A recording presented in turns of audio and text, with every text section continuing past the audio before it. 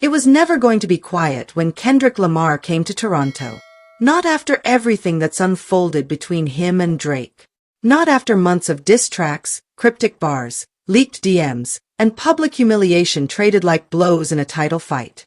So when Kendrick and SZA announced back-to-back shows at Rogers Centre, deep in the heart of Drake's hometown, the city braced itself.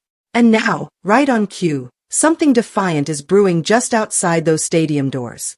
Welcome to celebrity rap life, where the red carpets never roll up and the spotlight never fades. The rewards are legendary.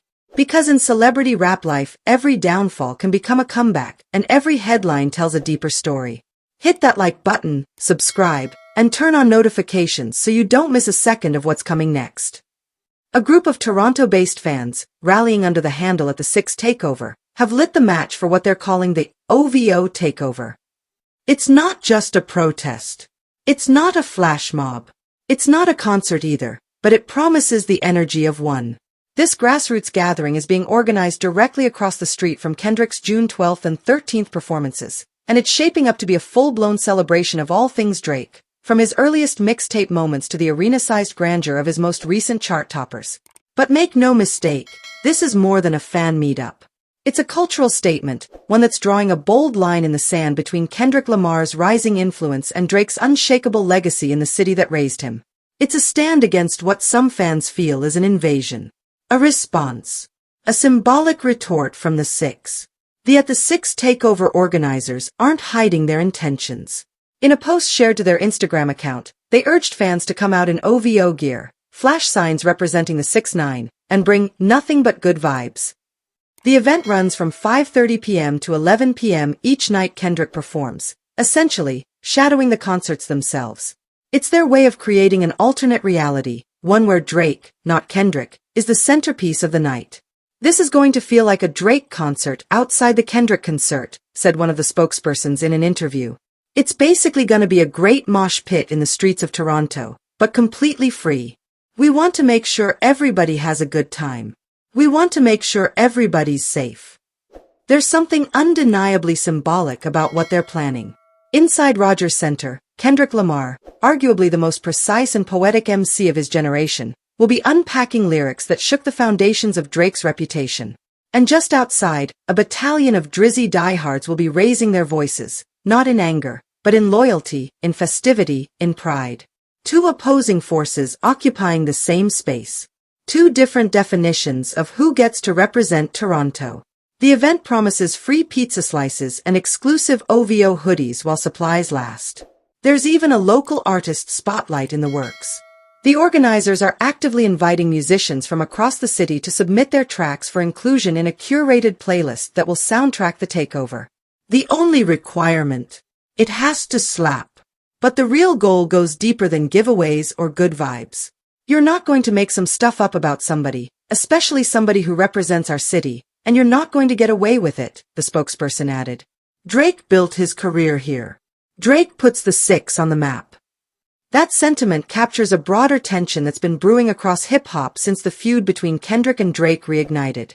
What began with a bar from J. Cole in 2024, suggesting he, Drake, and Kendrick were the genre's Big Three, soon escalated into the most ferocious lyrical war since Nas and Jay-Z traded verbal artillery in the early 2000s.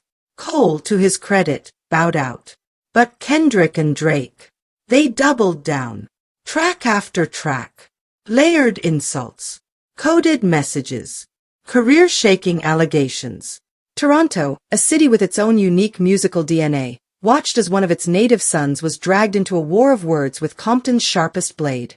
And while many fans admired the craft Kendrick brought to his verses, others took offense, especially when the disses cut too close to the core of what Drake represents to the city. That's where the OVO Takeover comes in. It's not about rewriting the score of the battle. It's about redefining the narrative. About reminding the world that for many in Toronto, Drake is more than a rapper. He's an institution. A civic icon. A homegrown hero who turned the CN Tower into his own symbol and elevated Toronto from regional outpost to global epicenter. Kendrick Lamar has disrespected Drake in so many ways, the organizer continued. And we're not going to allow him to come to Toronto and act like that on a public stage here. Still, The group insists the event is rooted in positivity. No hate, no drama, just pure Toronto energy, reads one of their posts. We want to create a space for people to come together, to celebrate. Not to fight. Not to cause problems. We just want to show love for the legend who built the sound of this city. That last line, built the sound of this city, is important.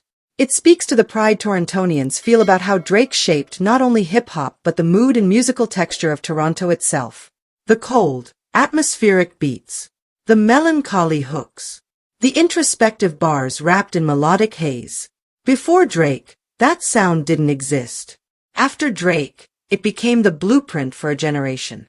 Which is why, to some, Kendrick's arrival feels like a challenge. Not just to Drake, but to everything he symbolizes. The conflict between the two artists is no longer just lyrical. It's territorial, ideological, cultural. And that's exactly what makes this moment in Toronto so charged. What's especially notable is the tone the organizers are setting. Despite the feud, despite the competitive backdrop, there's no call for hostility. No direct targeting of Kendrick fans. In fact, the group is actively encouraging unity. We want to put all that negativity to the side, and we want to be able to stand up together and show the positive side of Toronto, they said. We're just trying to make sure that everybody has a good time. We're just trying to show that Toronto is united. It's a delicate balancing act, to throw a party in celebration of one artist while standing just steps away from another's concert, without letting it descend into chaos or confrontation.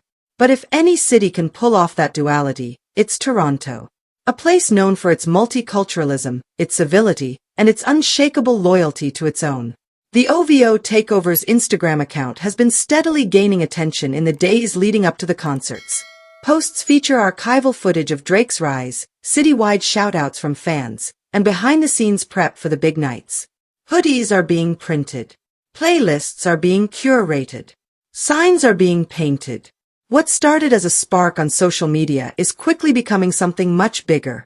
Some fans are even speculating about a surprise appearance. Could Drake himself show up? The group denies any formal involvement from the rapper or his team. But in a city that's seen Drake pop up at Raptors games, club nights, and even high school gyms, nothing feels impossible. Especially not when he's being honored right outside a concert he's pointedly not headlining. Regardless of whether Drake steps into the streets, his presence will loom large over the scene. Every song played, every hoodie worn, every lyric shouted into the warm Toronto air. It's all an extension of the city's love for him, a love that has only deepened as he's come under fire from one of the greatest MCs alive. And that, in essence, is what makes this OVO takeover more than a fan gathering. It's a microcosm of the current state of hip-hop. Two camps, two sounds, two philosophies colliding on neutral ground.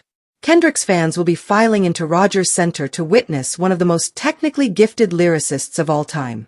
Meanwhile, outside, Toronto's own will be turning the streets into a celebration of legacy, influence, and homegrown pride. There's a sense that this moment, this duality, this divide, might only be possible in a post-beef hip-hop era where artists no longer battle in the shadows, but in full view of social media, street corners, and Spotify playlists. It's no longer just bars against bars. It's city against city. Sound against sound. Narrative against narrative. And yet, even with all the smoke in the air, even with fans squaring off in comment sections and meme wars, the core of what At the Six Takeover is doing remains sincere. They're not throwing a tantrum. They're throwing a party. A free one. With pizza. Because for all the tension and lyrical bloodshed, this isn't about destroying Kendrick. It's about defending Drake. It's about carving out space for joy, celebration, and civic love in the face of cultural combat. It's about showing that no matter how deep the beef goes, the streets of Toronto still belong to the boy who started from the bottom and never left their hearts. By the time Kendrick takes the stage inside the Rogers Centre, his verses will be echoing off the stadium walls. But just outside, another kind of echo will rise, this one built on hooks, memories, mixtapes, and a city's unwavering devotion. And if you stand in the middle, between both camps, between the bass lines of Not Like Us and the chants of headlines, you might hear something more powerful than diss tracks. You might hear Toronto, standing up for itself. Loud, loyal, and undeniably united. This story is far from over, and the truth is still unfolding. I want to hear what you think. Drop your take in the comments. And if you don't want to miss the next twist, hit that like button, subscribe, and turn on notifications so you don't miss a second of what's coming next.